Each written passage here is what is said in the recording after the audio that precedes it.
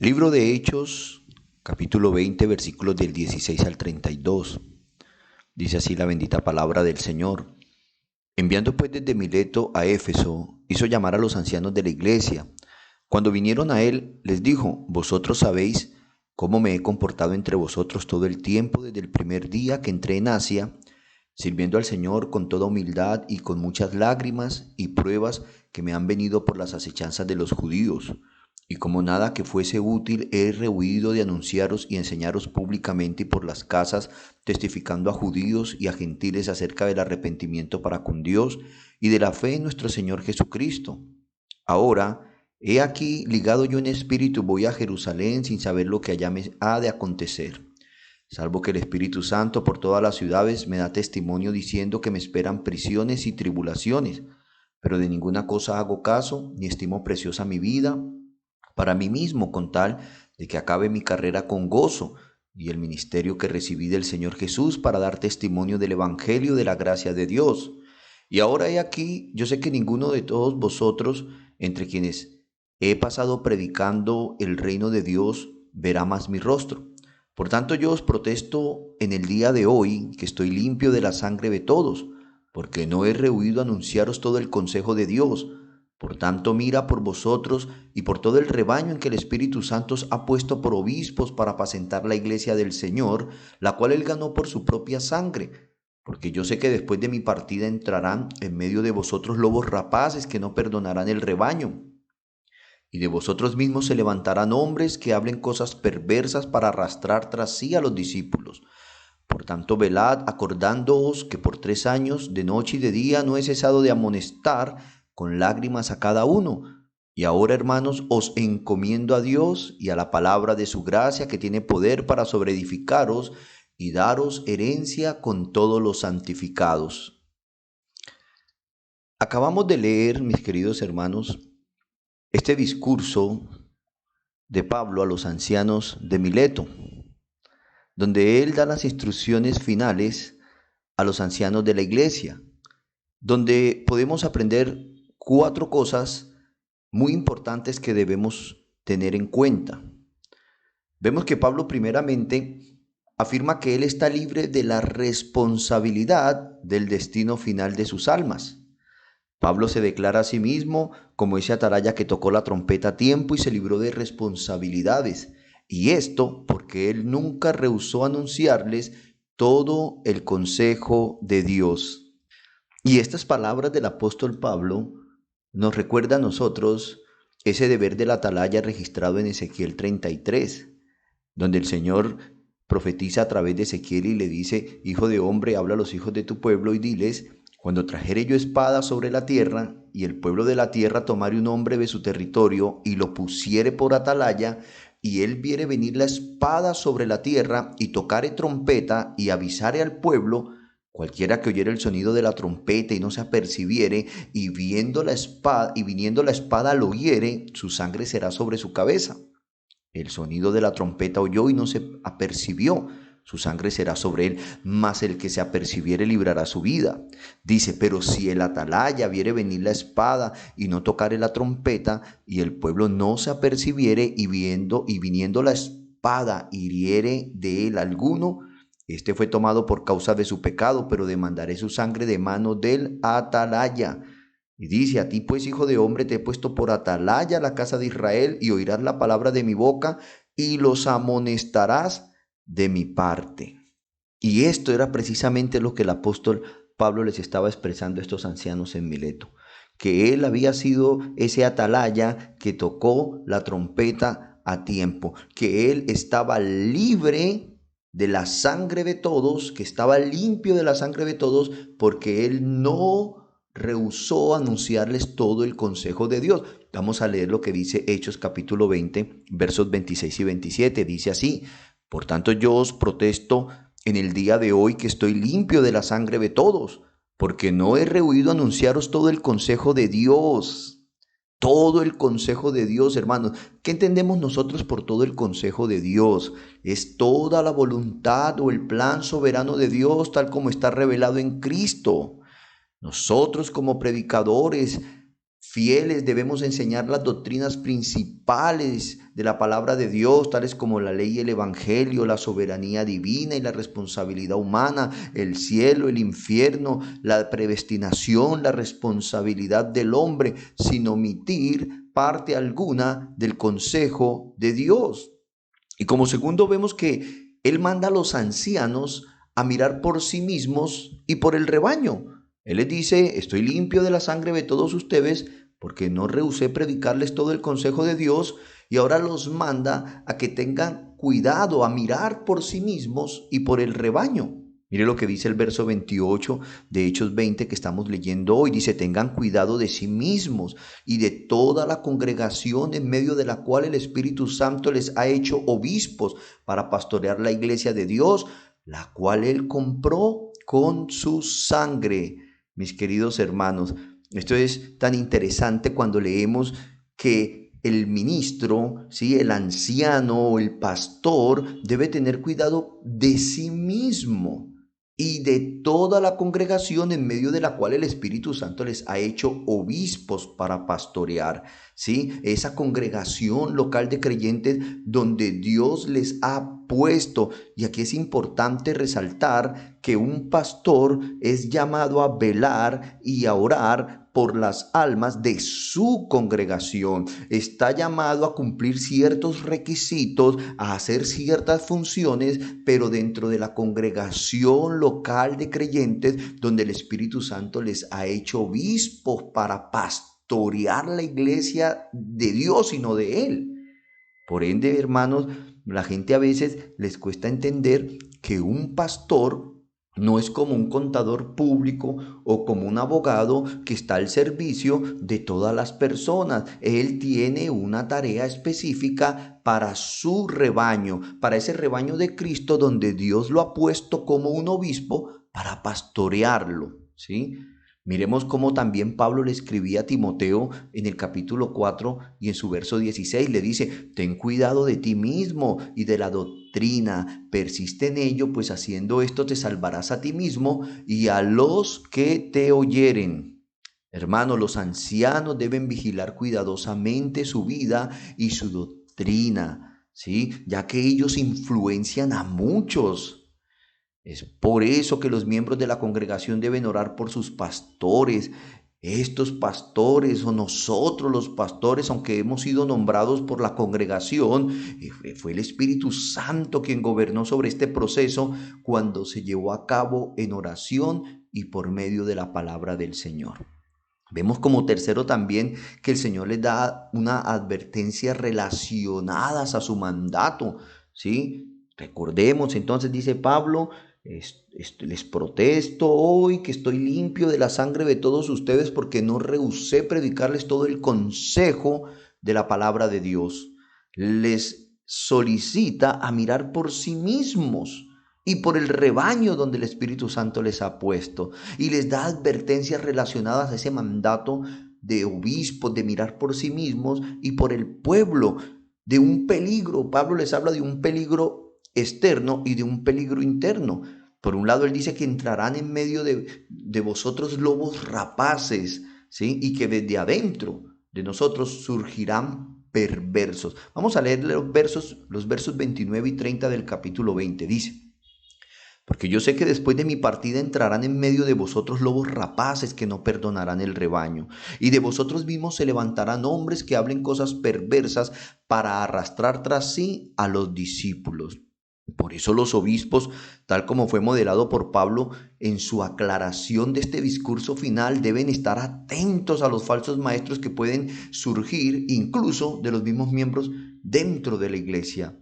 Eso también se lo aconsejaba a Timoteo en su segunda epístola, en los versos del 1 al 4 del capítulo 1. Mire lo que les decía Pablo. Dice, te encarezco delante de Dios y del Señor Jesucristo, que juzgará a los vivos y a los muertos en su manifestación y en su reino, que prediques la palabra, que instes a tiempo y fuera de tiempo. Redarguye, reprende, exhorta con toda paciencia y doctrina, porque vendrán tiempos cuando no sufrirán la sana doctrina, sino que teniendo comezón de oír se amontonarán maestros conforme a sus propias concupiscencias, y apartarán de la verdad el oído y se volverán a las fábulas.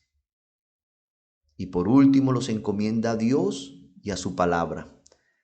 Hermanos, es importante entender que los siervos de Dios debemos realizar nuestro ministerio es a través de la verdad que Dios mismo nos proporciona, que está a través de su palabra y por medio de su espíritu. Mire lo que dice el verso 32. Y ahora, hermanos, os encomiendo a Dios y a la palabra de su gracia, que tiene poder para sobreedificaros y daros herencia con todos los santificados. Y aquí nosotros, mis hermanos, podemos darnos cuenta de la importancia de las sagradas escrituras. Pablo les está diciendo, estoy limpio de la sangre de ustedes porque no rehusé enseñarles todo el consejo de Dios. Esa verdad que nos proporciona Dios por medio de su revelación especial. Y también dice, tengan cuidado de ustedes mismos y del rebaño. ¿Por qué? Porque van a venir falsos maestros, van a venir como lobos rapaces y de dentro de la congregación se levantarán perversos que al malinterpretar el mensaje, que al tener un mal entendimiento de la revelación de Dios se confundirán a sí mismos e intentarán confundir a otros. Y como lo decía el apóstol Pablo, dando un ejemplo de Himeneo y Fileto, él le recomienda a Timoteo y le dice que esas falsas enseñanzas se extenderán como gangrena, entre los cuales están Himeneo y Fileto, que se han desviado de la verdad diciendo que la resurrección ya tuvo lugar, trastornando así la fe de algunos. No obstante, el sólido fundamento de Dios permanece firme teniendo este sello. El Señor conoce a los que son suyos, que se aparte de la iniquidad todo aquel que menciona el nombre del Señor. Es decir, hermanos, que cuando Pablo les dice que Él los encomienda a Dios y a la palabra de su gracia, que tiene el poder para sobreedificaros y daros herencia con todos los santificados, debemos entender la importancia de la verdad de Dios, de cuidarnos de la falsa enseñanza, lo que hace importante la vida doctrinal de todo creyente, porque ya que la salvación de nosotros consiste en la confianza en un mensaje que son buenas noticias y que es un mensaje que le damos escrito, debemos tener cuidado de la doctrina, de cómo se va a interpretar este mensaje y cómo se va a transmitir, porque entrarán muchos lobos rapaces que no tendrán consideración del rebaño y desde adentro, en algunos hermanos de la congregación que malinterpretarán la enseñanza y la doctrina, se levantarán perversos también. Y la tarea del pastor es estar pendiente de esa amenaza externa de los falsos maestros y de los perversos que surgen de adentro. Me gusta un comentario que hacía Juan Calvino y él decía que todo pastor debe tener dos voces, una voz para apacentar a sus ovejas y otra voz para ahuyentar a los lobos rapaces. Es por eso que teniendo en cuenta estos 4 importantes puntos, donde Pablo afirma que él está libre de la responsabilidad del destino final de las almas a las cuales él no rehusó predicarles todo el consejo de Dios, y manda a los ancianos a que miren por sí mismos y por el rebaño, y les da advertencias relacionadas a este mandato en contra de los falsos maestros que se levanten tanto externamente como internamente en contra del cuerpo de Cristo. Y por último los encomienda a Dios y a su palabra, que es la que tiene el poder de sobreedificaros y darnos herencia con todos los santificados.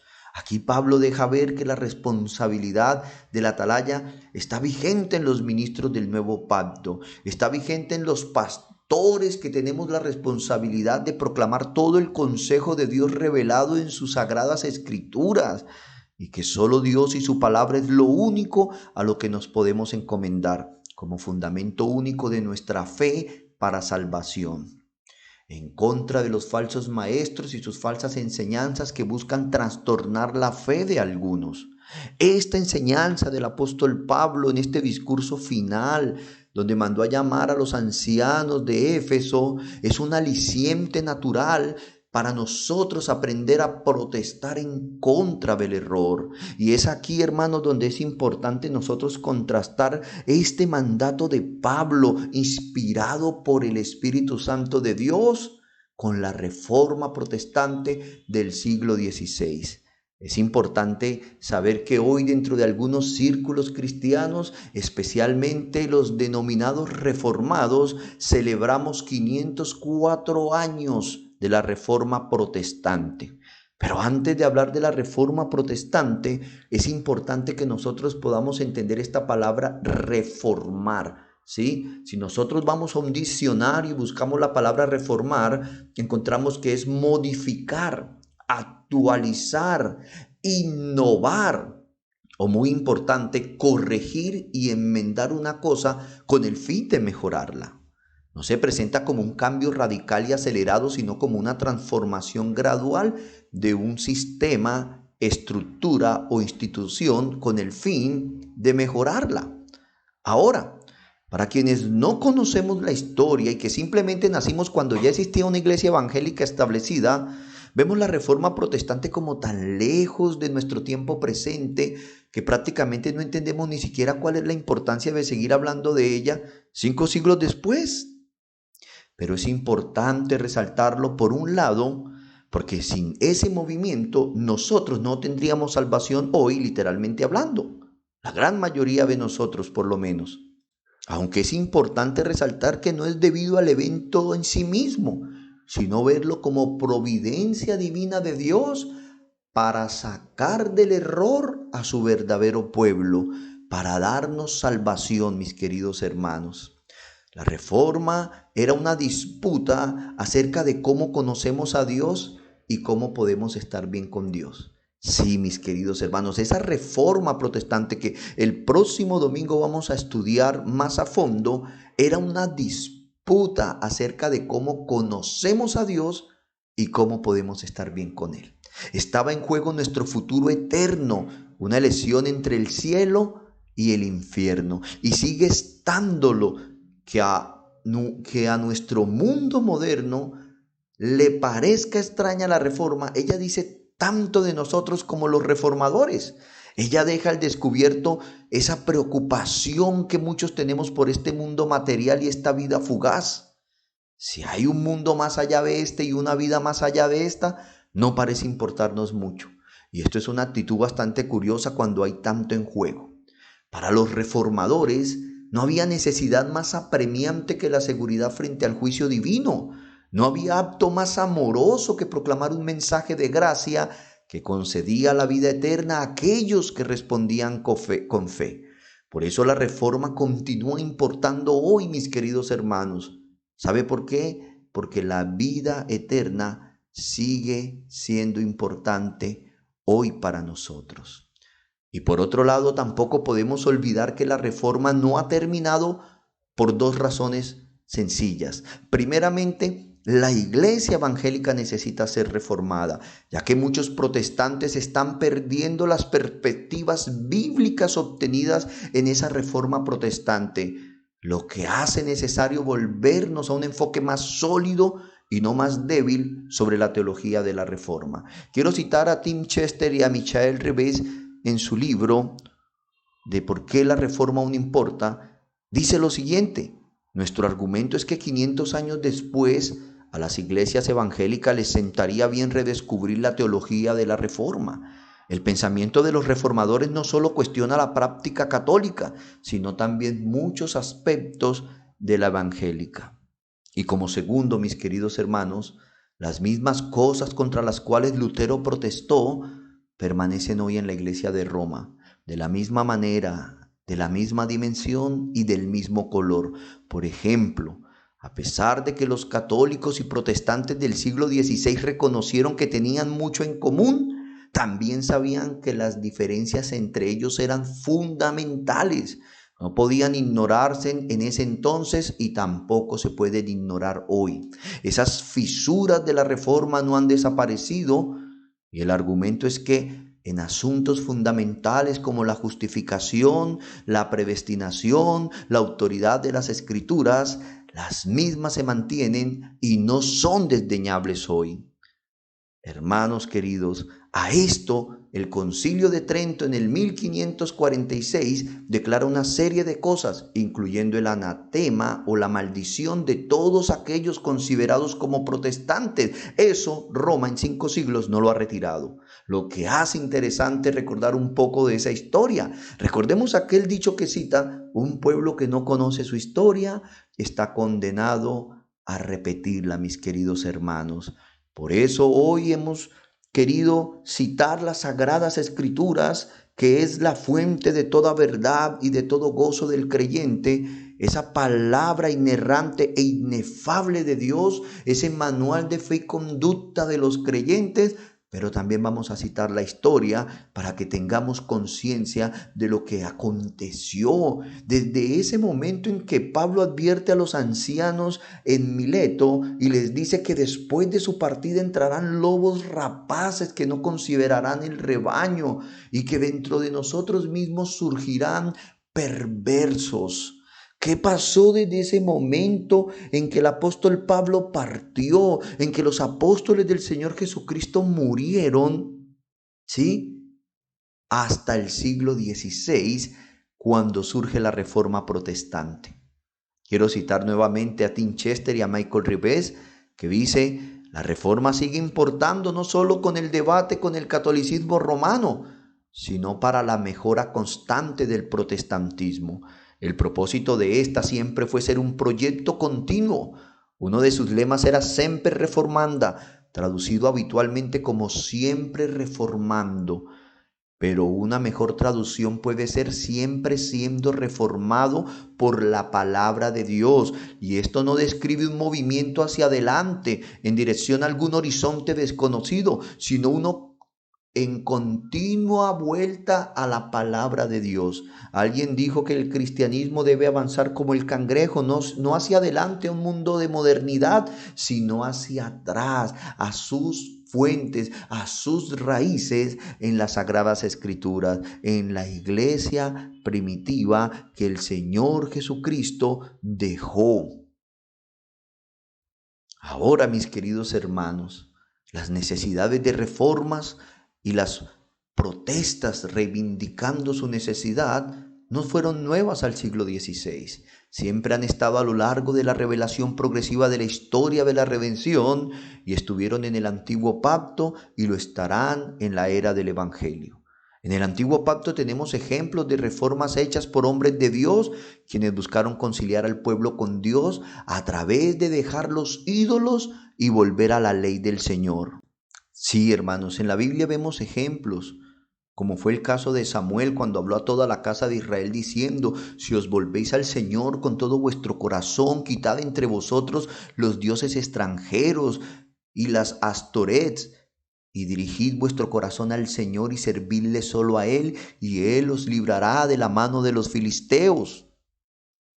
También vemos en Jacob, el patriarca, él dijo a los de su casa y a todos los que estaban con él: quitad los dioses extranjeros que hay entre vosotros y purificaos y mudados los vestidos. También vemos este ejemplo en Josué, cuando le dice al pueblo: ahora pues temed al Señor y servidle con integridad y con fidelidad. Quitad los dioses que vuestros padres sirvieron al otro lado del río en Egipto y servid al Señor. Y si no os parece bien servir al Señor, escoge hoy a quién habéis de servir, si a los dioses que sirvieron vuestros padres que estaban al otro lado del río, o a los dioses de los amorreos en cuya tierra habitáis, pero yo y mi casa serviremos al Señor. Y el pueblo respondió y dijo: lejos esté de nosotros abandonar al Señor para servir a otros dioses. Y también, hermanos, vemos el ejemplo en Jeroboam, en Gedeón, en reyes como vemos el caso de Salomón, del rey David. Vemos muchos ejemplos de hombres de Dios que restauraron la adoración a Dios y derribaron los ídolos. Es importante saber, mis queridos hermanos, que mientras el trigo y la cizaña sigan creciendo juntos en este mundo, y la enseñanza tiende a dejarse permear por la levadura de los fariseos, habrá necesidad de estarnos reformando continuamente a las sagradas Escrituras. Yo quiero que por un momento podamos pensar, que nos preguntemos qué transcurrió desde que el apóstol Pablo advirtió a los ancianos de Éfeso en ese primer siglo hasta el siglo XVI, mis queridos hermanos. Yo quiero citar algo de la historia para que nosotros podamos tener conocimiento de lo que ocurrió y que no es en vano que hombres de Dios hayan protestado en contra del error, en contra de la idolatría, a favor de volvernos a Dios. Quiero darles un ejemplo de lo que ocurrió en el siglo segundo. Después del año 100, encontramos a estos hombres de Dios, a esa iglesia a la que Pablo les advirtió que después de su partida iban a entrar lobos rapaces y que de dentro de ellos surgirían perversos. Vemos que lucharon contra persecuciones violentas de los judíos al tiempo que contrarrestaban los ataques espirituales de los judaizantes y del gnosticismo. Vemos también que en el siglo próximo comenzaron las persecuciones por parte de los emperadores romanos.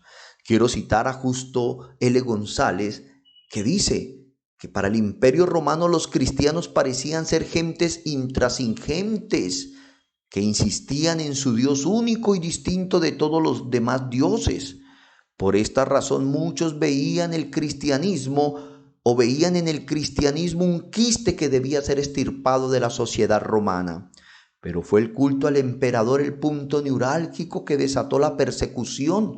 Muchas veces esas persecuciones tenían características políticas, pues el culto al emperador era uno de los medios que Roma utilizaba para fomentar la unidad del imperio y la lealtad al emperador. Vemos nosotros que el culto cristiano, a pesar de las persecuciones, había sido un culto relativamente sencillo. Al principio, los cristianos se habían reunido para adorar en casas particulares. Después comenzaron a reunirse también en cementerios, en las catatumbas romanas. En el siglo III habían ya lugares dedicados específicamente al culto. Pero fue, mi querido hermano, en el siglo IV, en la época de Constantino, en el siglo 380, que la iglesia comenzó a sufrir una transformación. Yo quiero que tengamos en mente esa iglesia que el Señor Jesucristo dejó cuando ascendió a los cielos y envió su Espíritu Santo. Ese domingo, cuando estaban reunidos en el aposento alto, a la vez que los judíos estaban celebrando el Pentecostés, desciende el Espíritu Santo y vemos esos inicios de la iglesia en el pacto de gracia, mis queridos hermanos. Esa iglesia ahora, cuando entran al siglo IV, después de haber sido perseguidos, maltratados, de haber sido tenidos en poco, pero siempre se mantuvieron firmes en la doctrina de los apóstoles, siempre se mantuvieron firmes en la integridad. Pero es a finales de ese siglo que la iglesia comienza a sufrir una transformación. Y esto se da tras la conversión de Constantino, cuando el culto cristiano comenzó a sentir el influjo del protocolo imperial.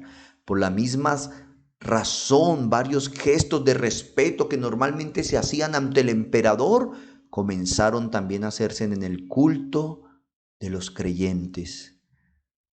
Prácticas alejadas de la verdadera enseñanza del Señor Jesús y asociadas al paganismo, al culto al emperador, comenzaron a ser asociadas al culto cristiano.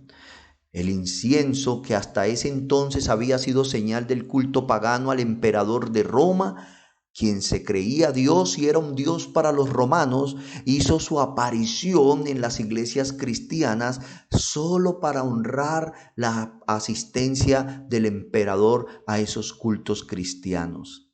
Además, hermanos, se inició con la costumbre de empezar el servicio con una procesión, y para darle cuerpo a esta procesión se desarrollaron coros, causando esto que la verdadera adoración tuviera menos parte activa en el culto, hasta ser desplazada totalmente por los elementos de la adoración al emperador. Los ministros que oficiaban este culto comenzaron a llevar vestimentas de realeza durante el servicio como una señal de respeto debido a lo que estaba teniendo lugar en ese entonces por la presencia del emperador. A causa de la madre de Constantino, la emperatriz Helena y sus afirmaciones, pronto se comenzó a venerar a María y a hacer procesiones a Tierra Santa y a decirse que la cruz tenía poderes milagrosos, hasta el punto que porciones de la misma se difundieron por diversas partes del imperio como un amuleto. En medio de tal situación, hermanos, hubo pastores que trataron de indicarle a su grey y a su rebaño que para ser cristianos no era necesario hacer peregrinaciones a Tierra Santa y que el respeto debido a los mártires y a la Virgen no debía exagerarse. Pero por ser declaraciones de la emperatriz, la madre del dios Constantino para el imperio romano, su tarea se convirtió en algo harto difícil. En el Nuevo Testamento, hermanos, y en la iglesia de los primeros siglos aparece frecuentemente el tema de que el evangelio es primeramente para los pobres y que los ricos tienen mayores dificultades en entenderlo o seguirlo. De hecho, la cuestión de cómo una persona rica podía ser salva preocupó a los cristianos del primer siglo. Pero ahora, a partir de Constantino, la riqueza y la esplendidez empiezan a ser tomadas por señal del favor divino. En el siguiente siglo, hermanos, la historia nos deja ver cómo buena parte de la teología cristiana, aún sin percatarse de ello, fue ajustándose a las nuevas condiciones y en muchos casos abandonó o transformó algunos de sus temas tradicionales. Los cristianos de aquel entonces parecen no haberse percatado del cambio radical que estaba teniendo lugar cuando la iglesia perseguida pasó a ser la iglesia de los poderosos, ni de los peligros que esto entrañaba a la verdadera religión. Eran pocos los impotentes que se dolían del triste estado que parecía haber descendido la vida cristiana. Esa puerta estrecha que Jesús había hablado se había vuelto tan ancha que las multitudes se apresuraban a pasar por ellas en busca de posiciones y privilegios con el emperador, sin tener una idea del significado del bautismo de la fe cristiana. Hermanos, es triste que durante 300 años la iglesia había vivido bajo la amenaza constante de las persecuciones. Los ancianos u obispos de la época que vivían en la pobreza y en la clandestinidad a causa de las persecuciones, pues todo cristiano sabía que posiblemente algún día lo llevarían ante los tribunales y tendrían que afrontar la terrible elección entre la apostasía o la muerte. Pero ahora con el cambio, los líderes de la iglesia pasaron de ser pobres y fugitivos maestros de la palabra a ser los más altos y poderosos dignatarios después del emperador, de dormir y reunirse en cuevas, sepulcros o en el mismo desierto. Ahora residían en espléndidos palacios de las grandes ciudades construidos por Constantino para su manutención. Ellos ahora gozaban del favor del gobierno y de la sociedad, por lo que los líderes cristianos competían en pos de las posiciones de más prestigio y los ricos y los poderosos parecían dominar la vida de la iglesia ahora. En el siglo VI, mis queridos hermanos, para el año 507 después de Cristo, los concilios de obispos que se reunían periódicamente en la capital ya tenían funciones legislativas, no solo para la vida de la iglesia, sino para la totalidad del orden social y del gobierno. Luego vemos en el siglo VII esa degradación moral del clero. Para el año 633 la historia registra una corrupción de perversidad sexual de los obispos de la iglesia. Esto los llevó a un concilio que legisló cuidadosamente acerca de la vida moral de los obispos y demás sacerdotes, y en particular acerca de sus matrimonios. Para este entonces recordemos que todavía no había surgido el Papa que había ordenado el celibato para todos los miembros del clérigo. Todavía era posible para ellos poder casarse. Recuerden que empezó una carrera por introducir a la iglesia dogmas de hombres. Pero para los castigos que se señalaron en este concilio, sí, hermanos, para los clérigos, por sus pecados sexuales, son a todas luces injustos, pues mientras se ordenaba para la mujer que pecara sexualmente en su matrimonio ser separada y vendida por el obispo como esclava, se dice sencillamente que el clérigo solo hará una penitencia por algún tiempo. Luego en el siglo VIII, mis queridos hermanos, para el año 714, podemos evidenciar en la historia, en enciclopedias, en comentarios y en libros de hombres que providencialmente Dios permitió que dejaran estos registros para nuestro conocimiento hoy. Se declara que a causa de las funciones que ejercían, los obispos estableció la costumbre de que ellos fueran nombrados o bien por el rey o al menos con su consentimiento. La consecuencia de esto fue que muchos obispos eran funcionarios reales más que pastores y que muchos nombramientos se hicieron por razones políticas. Los obispos ya no eran verdaderos pastores de la grey de Dios, sino más bien señores feudales puestos para cuidar intereses monetarios y que debían su posición al favoritismo de algún rey o señor poderoso. Hasta este punto, en tal situación, ya no existía la iglesia bíblica, sino un sistema político religioso. Esa iglesia a la que Pablo les advertía que después de su partida iban a entrar lobos rapaces, que no iban a tener en consideración el rebaño. Esos que Judas cita, que por ganancia deshonesta iban a hacer mercadería de ellos. Esa iglesia ya hoy no estaba, mis queridos hermanos. Los obispos olvidaron sus características bíblicas y pasaron a ser gobernadores de sus provincias, los terratenientes del momento, esos señores feudales al servicio de reyes y no al servicio de Dios y su palabra. Ya no se hacía nada por los pobres y oprimidos ni por regular la vida eclesiástica. Ya para el año 751 del mismo siglo VIII, a causa de las grandes invasiones bárbaras, la desestabilidad del gobierno y la falta de orden por parte de los emperadores llevó a los obispos a que quedaran a cargo del gobierno y la defensa de la ciudad, convirtiéndose en lo que hoy en día conocemos como papas, donde se da inicio a la creación y transición de la jerarquía imperial al poder religioso que se constituyó en una jerarquía eclesiástica que funcionó paralelamente hasta llegar a sustituirla completamente en nuestros días.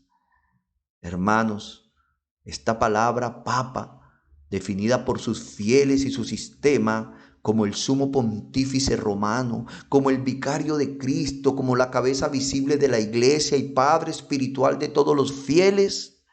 Este término vicario viene de la palabra latina vicarius, que significa en lugar de. Este hombre se está poniendo en lugar de Cristo.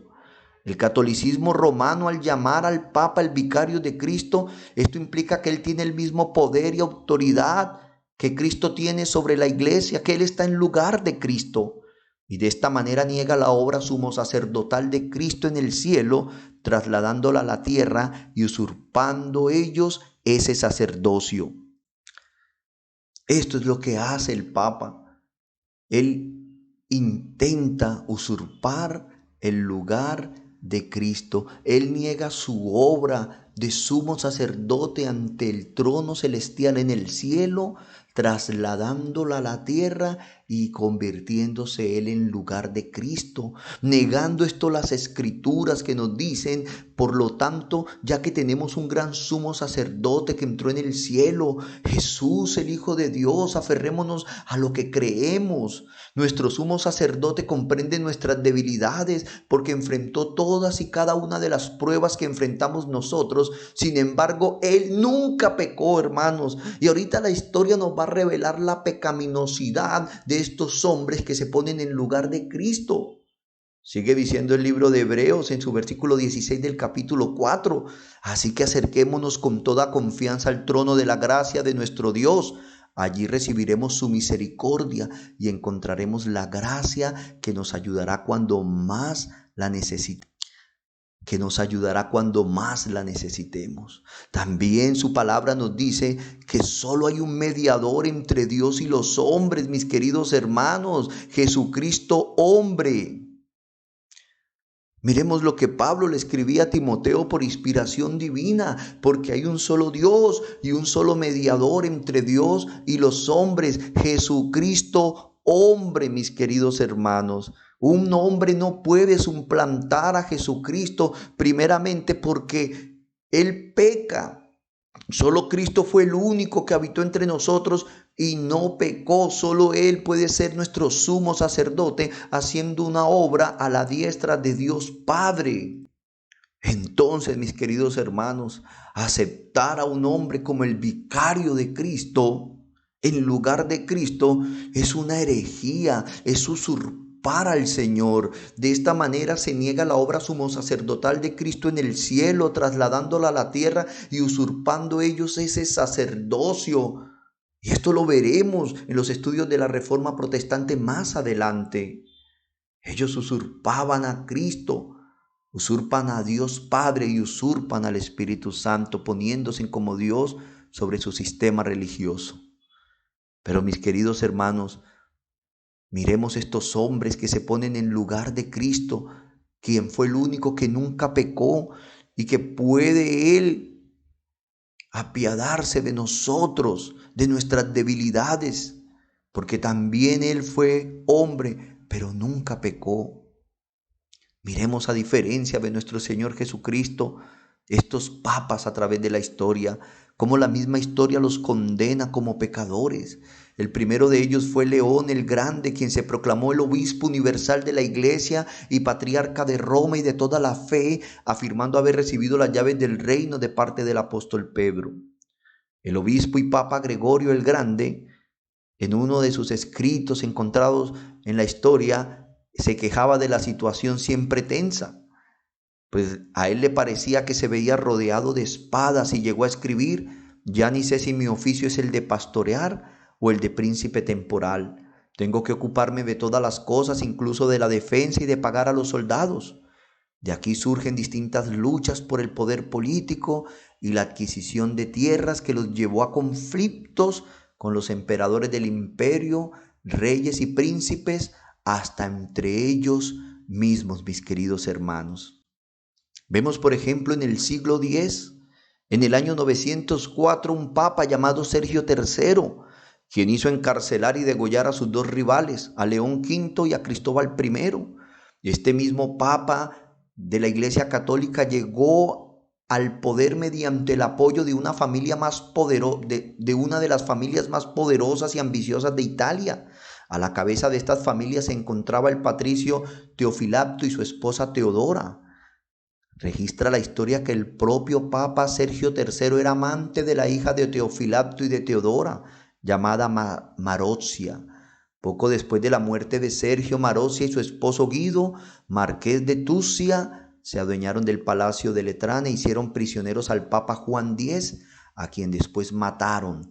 Tras los breves papados de León VI y Esteban VII, Marozia colocó en la sede pontificia a Juan XI, el hijo bastardo que había tenido años antes con Sergio III, engañando a su esposo. Otro papa del siglo X fue Bonifacio VII, quien en el año 904, a quien la historia señaló de ser ladrón, asesino y sucio.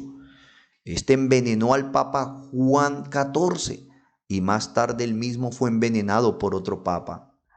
En el siglo XI, en el año 1032, surge el Papa Benedicto IX, quien según sus contemporáneos cometió homicidios y adulterios en pleno día, hizo robar a peregrinos en las catatumbas de los mártires. Luego, en el siglo XIII, encontramos el Concilio de Toulouse en el 1229, convocado por Fulco de Marsella, el obispo de Toulouse, en el 1229. Este concilio prohibió a los laicos leer las traducciones vernáculas de la Biblia. ¿Qué quería decir esto, mis queridos hermanos? Que era prohibido leer cualquier traducción de la Biblia que no fuera la latina que la misma iglesia tradicional había proveído para el pueblo. Las personas de esa época solo podían tener la versión oficial de las Escrituras que eran en latín vulgar del pueblo. Y eso no quiere decir que eran malas palabras, sino que era la lengua del común, ¿sí? Es decir, del latín que se leía en el pueblo. Ella tenía muchos errores de traducción que favorecían la doctrina de la Iglesia Católica Romana. Por ejemplo, cuando el Señor en Mateo 4:17, donde Cristo le decía arrepentíos, la Vulgata Latina traducía esto como hagan penitencia. Cuando Erasmo de Róterdam traduce estas palabras o esta palabra metanoia en el original griego como lo que en realidad significa que es cambio de mente o arrepentimiento, esto generó en las personas el darse cuenta de lo engañosa que era la Vulgata Latina. Por eso en ese concilio comenzaron a prohibir que que los laicos leyeran las traducciones vernáculas de la Biblia. El concilio de Toulouse en el 1229 se pronunció de esta manera. Ellos decían: prohibimos también que se permita a los laicos tener los libros del Antiguo y del Nuevo Testamento, a menos que alguien por motivos de devoción quiera tener el Salterio o el Breviario para los oficios divinos, o el pequeño oficio de, oigan bien, de Nuestra Señora, dicen ellos. Pero prohibimos estrictamente que tengan cualquier traducción de estos libros. El concilio resolvió que se hiciera una búsqueda y que se destruyeran las traducciones no latinas de la Biblia, e igualmente para otras copias no autorizadas, y que si se encontraban en sus casas, estas casas fueran destruidas. Para el año 1294, hermanos, todavía en este siglo XIII, el Papa Bonifacio VIII fue un papa que practicó la brujería y llamó mentiroso e hipócrita a Jesucristo y se declaró ateo y negó la vida futura. Fue un homicida y un pervertido sexual. Dice la historia que durante el reinado de este vil papa fue que Dante Alighieri, un poeta de la época, visitó a Roma y la describió como el alcantarillado de la corrupción.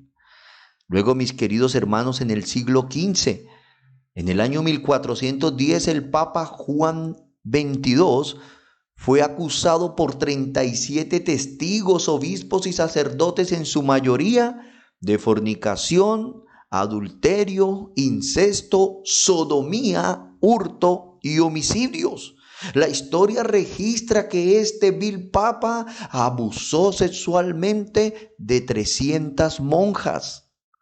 En el 1471, el Papa Sisto IV tuvo 2 hijos ilegítimos de su concubina Teresa, a los cuales convirtió en cardenales. En el 1484, el Papa Inocencio VIII juró por lo más sagrado que él respetaría los derechos de los demás cardenales, y que no nombraría alguno de su propia familia, y que pondría en orden la sede romana. Pero tan pronto como se vio en posesión de la tiara papal, declaró que el poder del Papa era supremo y que por lo tanto no tenía que sujetarse a promesa alguna. Y fue este el primer Papa en reconocer públicamente a sus varios hijos ilegítimos, 16 de diferentes mujeres, cuenta la historia, a quienes colmó de honores y riqueza.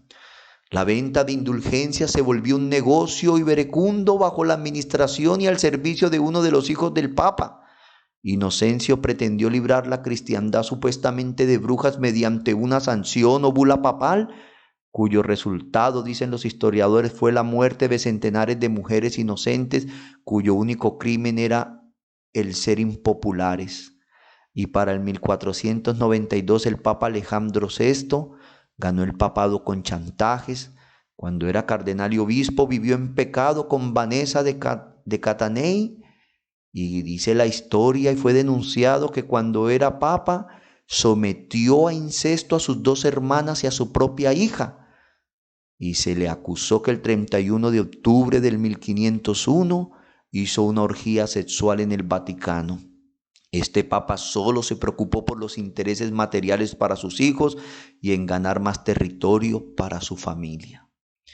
Qué tristeza que nuestro Señor Jesucristo, el autor de la vida, el justo que por nosotros murió, el verdadero Señor, hoy sea no solo usurpado por el Papa, sino que las criaturas le adoren y entreguen el trono de sus corazones indoctos e ignorantes a un sistema sucio y corrupto y pecaminoso como lo es el Vaticano.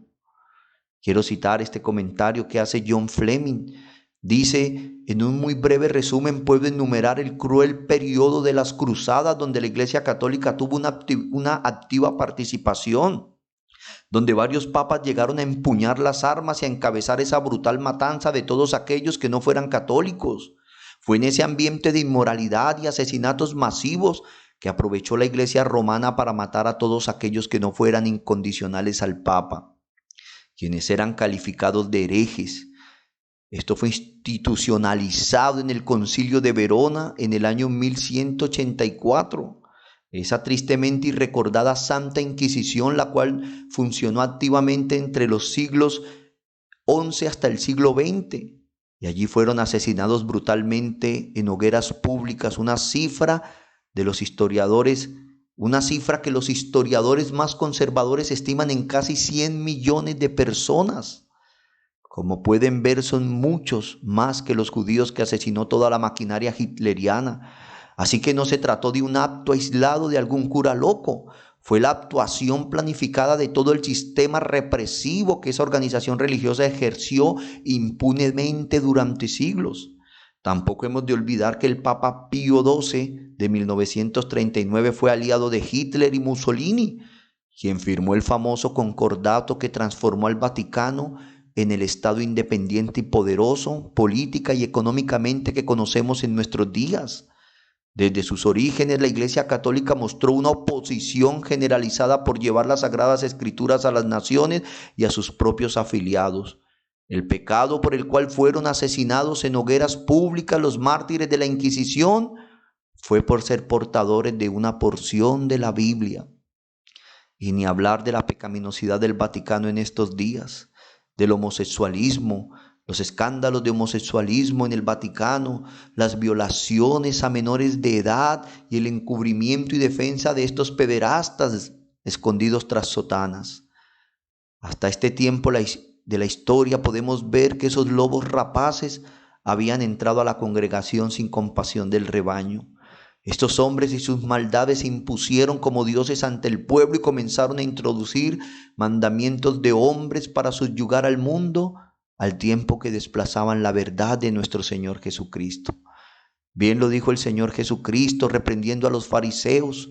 En Mateo capítulo 15, los versos 7 y 9, Él decía: hipócritas, bien profetizó de vosotros Isaías cuando dijo: este pueblo de labios me honra, mas su corazón está lejos de mí, pues en vano me honran enseñando como doctrinas mandamientos de hombres. Y Judas, en sus versos 17 al 21 dice: pero ustedes, amados hermanos, recuerden lo que antes les comunicaron los apóstoles de nuestro Señor Jesucristo. Ellos les advirtieron: en los últimos días habrá gente blasfema que vivirá de acuerdo con sus bajos deseos. Son estos los que causan divisiones, pues son carnales y no tienen al Espíritu. Pero ustedes, amados hermanos, sigan edificándose sobre la base de su santísima fe. Oren en el Espíritu Santo y manténganse en el amor de Dios mientras esperan la misericordia de nuestro Señor Jesucristo para la vida eterna. Pero no podemos ignorar, hermanos, la soberanía de Dios y su providencia en cada uno de estos siglos, y que Él tuvo un remanente de siervos fieles que, aunque sin triunfo humano, pasaron la voz de la justicia divina. Hubo hombres que se opusieron sin éxito a estos desvaríos y corrupciones del Vaticano, que se adjudicaban para sí el título de Iglesia Universal de Cristo. El Vaticano usurpaba el cuerpo de Cristo y su Papa a la cabeza de la Iglesia, que es Cristo, mis queridos hermanos. Esto es una triste realidad y da tristeza que muchos cristianos hoy tengan esa lucha en su corazón cuando oyen hablar de la Iglesia Católica y sienten hasta cierto temor o respeto o reverencia. Pero esto no debe suceder en su corazón, porque hoy, a la luz de las Escrituras y a la luz de la historia, hemos desenmascarado un sistema corrupto al que los cristianos denominaron la gran ramera, mis queridos hermanos. El Señor tenga misericordia de nuestras vidas y nos guarde de estos desvaríos y de estas desviaciones de la sana doctrina que le ocurrió a la iglesia del Señor en el siglo IV. Que hoy el Señor nos dé luz a través de su palabra para caminar en perfección, agradándole y adorándole. Que el Señor les continúe bendiciendo.